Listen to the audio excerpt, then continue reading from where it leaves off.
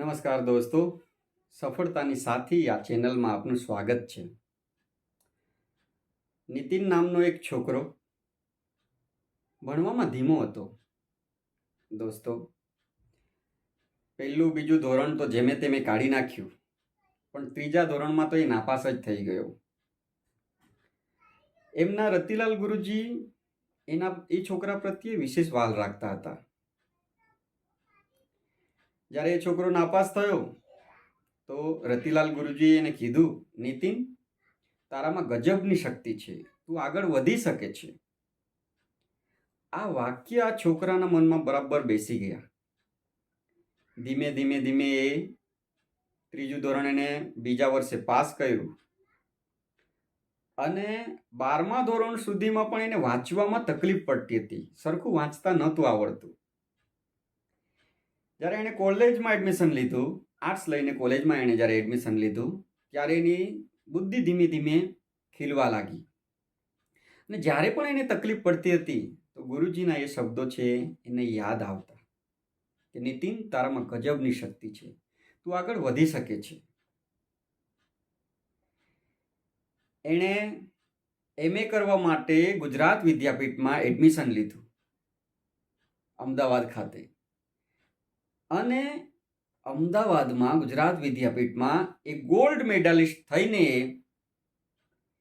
MA એણે pass કર્યું, MPhil પૂરું કર્યું અને PhD પણ પૂરું કર્યું. આજે એ બનાસકાંઠામાં એક કોલેજમાં પ્રોફેસર છે. ડૉક્ટર નીતિન સાથે જ્યારે મારી મુલાકાત થઈ ત્યારે આ જ વાતો થઈ કે હજુ પણ ઘણી બધી તકલીફો એને પડે, પણ જ્યારે પણ એને તકલીફ પડે ત્યારે હંમેશા એ ગુરુજીના શબ્દો છે એને યાદ આવતા કે નીતિન, તારામાં ગજબની શક્તિ છે, તું આગળ વધી શકે છે. ભણવામાં એકદમ આપણે ઠોઠ કહી શકીએ એવો વિદ્યાર્થી જે ત્રીજા ધોરણમાં નાપાસ થાય છે અને એ વિદ્યાર્થી આજે પ્રોફેસર છે.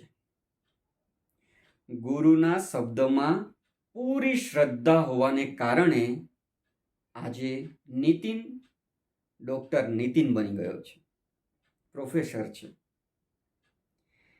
દોસ્તો, આપણે ઘણી વખત ગુરુજીઓનો મજાક ઉડાવીએ છીએ, મસ્કરી કરીએ છીએ. શક્યતા એવી છે કે કેટલાક શિક્ષકો ગુરુના સ્થાન પ્રાપ્ત નથી કરી શકતા, પણ તે અપવાદો હોય છે.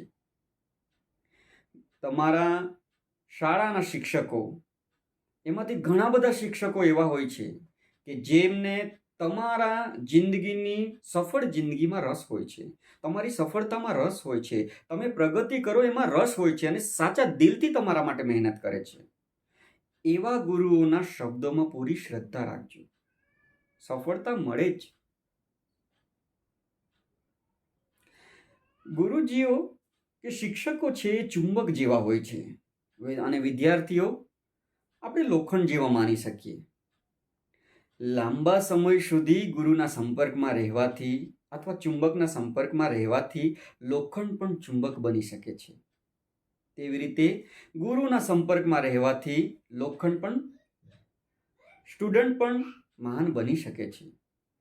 પરંતુ આ શ્રદ્ધાનો વિષય છે. પૂરેપૂરી શ્રદ્ધા રાખો શિક્ષકમાં, ગુરુજનોમાં, તો સફળતા મળે જ, સફળતા મળે જ. દોસ્તો, આજે તમને પણ તમારા જીવનમાં કોઈક ને કોઈક એવા ગુરુ મળ્યા જ હશે કે જેના શબ્દોમાં તમને પૂરી શ્રદ્ધા હતી અને આજે પણ એ શ્રદ્ધા છે અને એટલા માટે તમે સફળ બન્યા છો. તો દોસ્તો, આજે કોમેન્ટમાં એવા ગુરુનું નામ અને કયા શબ્દએ તમને હજુ સુધી પણ પ્રેરણાત્મક બનાવી રાખ્યા છે એ ગુરુના નામ અને એ પ્રેરણાદાયક શબ્દો છે એ કોમેન્ટમાં જરૂર લખજો. આભાર. એક નવા વિડીયો સાથે ફરી મળીશું. ધન્યવાદ.